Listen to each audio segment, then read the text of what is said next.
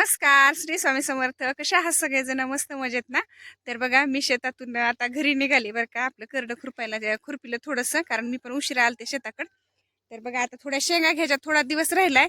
आणि आपल्या इथं मी शेंगा दाखवते, आणि त्याचबरोबर शेंगामध्ये आम्ही 2-3 पिकं एकत्र घेतले, ते पण दाखवते. हे घेतले हरभरं बरं का, तुरीच्या पट्ट्यामध्ये घेतलेला हरभरं. हे आपलं असं आले हरभरं. आणि ही आहे आपली तूर. तर ही आहे तूर बघा. मधीच इकडून जरा कमी वाटते, पण इकडून खूप छान आली आहे तूर. आणि त्याचबरोबर ना, मला वाटते 8 दिवस झाले. तर 8 दिवसामध्ये आपला गहू पण असा आलाय बघा. तर गहू पण छान आलाय. आता ह्याला पाणी सोडावं लागेल. मला काय म्हणायचं होतं, हे मी कशासाठी व्हिडिओ केला माहिती का? मी ज्या शेतात बसले ते आहे गव्हाचं शेत. ह्याच्यापासून झाली आपली चपाती तयार बरं का. आणि त्याचबरोबर इथं जे शेत आहे का नाही, ते हरभऱ्याचं शेत आहे. तर ह्यापासून होणार आपल्याला पुरणासाठी, भज्यासाठी जी काही डाळ आहे का नाही, ती तयार होणार. आणि ही आपली तूर आहे, ती तर सगळ्यांनाच माहिती. वरण होतंय, सांबर होतंय, सगळंच होतंय.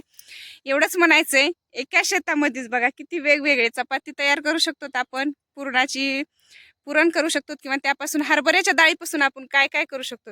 मला एवढंच म्हणायचं होतं, शेतकरी काही पण पिकवू शकते बरं का. असं म्हणजे प्रत्येक गोष्ट त्याच्या शेतामध्ये पिकती या, एवढं सांगायचं होतं. आणि त्याचबरोबर तूर पण छान आहे आपली. हरभरं पण वाटत होतं तुरीमधलं तेवढं व्यवस्थित येते का नाही की, पण हरभरं पण खूप छान आलंय. आणि आता आपल्याला हे गहू आलाय. तर गहू पण छान आलाय. पण जिथं पाणी कमी गेले का नाही, जिथं जिथं पाणी कमी आहे तिथं जास्त दिसणं झालाय गहू. तर आपल्याला गव्हाला पाणी सोडावं लागेल. तर चला, आता मी दिवस माळवलाय. आणि मला लसणाला थोडं पाणी टाकायचंय, आणि थोड्यानं उकडायला शेंगा पण घ्यायच्यात. तर चला, आमचं असं असते बघा, शेतातलं काम करायचं आणि जाताना काही ना काहीतरी घरी घेऊन जायचं. डोक्यावर नको तोडू लागा, आपल्याला उकडायला घ्यायच्यात. मला उकडून किती छान लागाय, तुला माहिती की. चल तोड पटपट. उड्या मारू नको, तोड. मी देणार नाही बरं का मग उकडलेल्या शेंगा, हो का. तर बघा, अशा निब्बर निब्बर घेतल्या का नाही, आणि ह्या उकडून खूप छान लागतात. तर आमच्या मल्हारच्या चालू उड्या मारायला. तोडतोस का? चल तोड.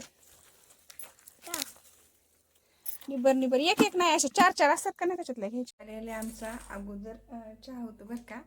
तर अद्रक टाकून चहा केलाय, मस्त काळा डिकाशन चहा आहे. तर आता चहा प्यायचा आणि नंतर स्वयंपाकाचं बघायचं. तर आता चहा घेते आणि नंतर स्वयंपाक प्यायचा. आणि आता मी टाकते भाकरी. आणि नंतर जशी आम्ही भाजी खोडली का नाही, तशी मी पहिल्यांदाच आज भाजी करणार आहे. कारण ही आपली जी हरभऱ्याची भाजी का नाही, ती हिरव्या मिरच्या असतील तरच छान लागते. त्याबरोबर ज्वारीच्या भाकरी. तसं म्हणा तर आमच्या इकडे जास्त बाजरी नसते बरं का. बाजरी खूप कमी आहे आमच्या इकडं. तर ज्वारी जास्त खातात आमच्या इकडं, त्याच्यामुळे ज्वारीच्या भाकरी आणि हरभऱ्याची भाजी. आज मी पण पहिल्या सीझनची पहिल्यांदा हाटून करणार आहे भाजी. तर चला म्हणलं, आज मग तुमच्या माझ्या जी काही माझी फॅमिली आहे, यूट्यूब फॅमिली, त्यांच्याबरोबर शेअर करावं. तर बघा, अशा प्रकारे झाल्यात आता माझ्या भाकरी. आणि आता करायची आहे आपल्याला हरभऱ्याची भाजी. तर हरभऱ्याची भाजी मला पण खूप आवडते बरं का. हरभऱ्याची भाजी खाल्ली ना, असं म्हणजे छान वाटतं. ज्या त्या ऋतूमध्ये ज्या त्या भाज्या खायला भेटतात आपल्याला शेतकऱ्यांना. तर आता अगोदर मस्तपैकी चहा घेतला आणि आता स्वयंपाकाला सुरुवात केली. आणि आता एकदम म्हणजे मला पण झोपला, त्याच्यामुळे शांतता झालेली आहे. आता फक्त आता निवांत करू शकते मी, कारण त्याची जर मध्येच जर आला तो, तर मग मात्र थांबावं लागतं स्वयंपाकाला. त्याच्यामुळे आता तर तो त्याने झोपला बरं का. कारण त्याची इतकी गडबड असते ना. बघा, त्या दिवशी थोडीशी आईनं इथून म्हणजे आमच्या जवळच्या शेतातून, आणखीन आमच्या इकडे जास्त नाही आल्या भाज्या खुडायला, पण तरी पण इथं जवळच्या शेतातून आणली होती. तर म्हणलं पहिल्यांदा करावी वल्ली भाजी. तर आम्ही आणखीन एकदा पण नाही केली. तर ही घेतलेली आहे भाजी, आणि हे बघा, ही आहे बेसन पीठ. तर हे दोन्ही पण असं मिक्स करायचं. आणि आता हे मिक्स करून इथं ठेवते मी. आणि नंतर आपण फोडणी द्यायची. आणि का ग, तर सीझननुसार प्रत्येक भाजी खाल्ली पाहिजे बरं का. आमच्या इकडं काय म्हणतात ना, जर ही भाजी करायची म्हटलं तर घोळाची पण म्हणजे अशी ह्याची पण भाजी खूप छान लागते. आणि हाटून पण आपण वर्षभर ठेवू शकतो. हरभऱ्याची भाजी हाटून दुसऱ्या भाज्या काही नाही ठेवू शकत, पण हरभऱ्याची भाजी आपण ठेवू शकतो बरं का. आणि लसणानं भरपूर छान अशी टेस्ट येते. आणि बरेच दिवस झाले मी खलबत्त्याला ही मोहरी जिरे आणि चांगले तळतळू द्यायची. चांगल्या तळतळल्या का मोहऱ्या. त्याचबरोबर आता ही आपल्या मी लसूण आणि चटणी एकत्रच केली बरं का. तर हे दोन टाकून घ्यायचं आणि ते एकत्रच वाटलं होतं. तर सध्या आमच्या इथं ना काय म्हणतात ना हरभरा. तर थोडा लाल होऊ द्यायचा लसूण लाल झालं का नाही. थोडं तेल टाकले मी, जास्त नाही टाकलं तर बस झालं, कारण थोडीच करायची मला भाजी. त्याचबरोबर आता आपण ही कोथिंबीर पण टाकून देऊ ह्याच्यामध्ये, कारण वरून पण टाकली तर छान लागते आणि अशी पण टाकली तर छान लागते.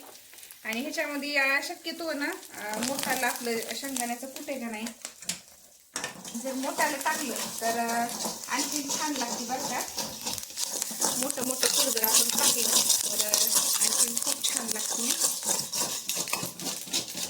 तर हे चांगलं आपलं थोडं हे होऊ द्यायचं, लाल होऊ द्यायचं. थोडंसं पाणी टाकायचं, नंतर शेंगदाण्याचं कूट टाकायचं. तर आता बऱ्यापैकी झालाय लसूण लाल. आणि का कमी तेलाची, आज खूप कमी तेल टाकलेलं आहे. तर आता एवढं आपल्याला पाणी लागेल. तर त्याचबरोबर मी थोडी ना हळद टाकली तरी जमती बरं का, नाही हळद टाकली तरी पण जमती, पण मला थोडी सवय बरं का हळद कशात पण टाकायची. आणि चवीपुरतं मीठ टाकायचं. मीठ आणि चटणी जर जास्त असली तर कोणती पण पालेभाजी ना अशी खमंग लागते बरं का. आणि थोडी उकळी येऊ द्यायची. आता गॅस फुल केलाय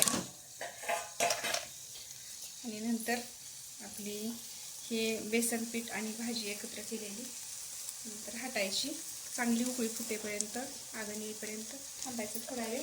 हरभऱ्याची पण टाकू शकतो, आपल्याला जी पाहिजे ती डाळ टाकू शकतो आपण.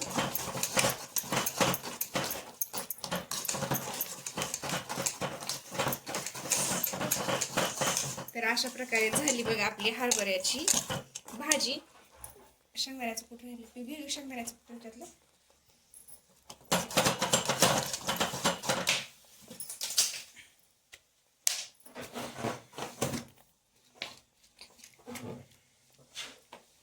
तर हे आहे शेंगदाण्याचं कूट. मस्त एकदा हलवून घ्यायची.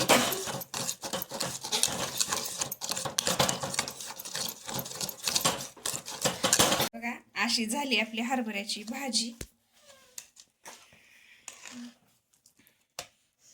आपण पातळ पण करू शकतो बरं का, मी जास्त घट्ट केली आहे. आणि ह्या झालेल्या आहेत आपल्या मस्तपैकी भाकरी. आमच्या इकडे जास्त भाकरी जेवारच्या भाकरीच असतात बरं का. तर अशा भाकरी झालेल्या आहेत. तर आता मी मोडायची आणि गरम गरम भाजी खूप छान लागते. त्याच्यामुळं गरम गरमच जेवायला बसायचं.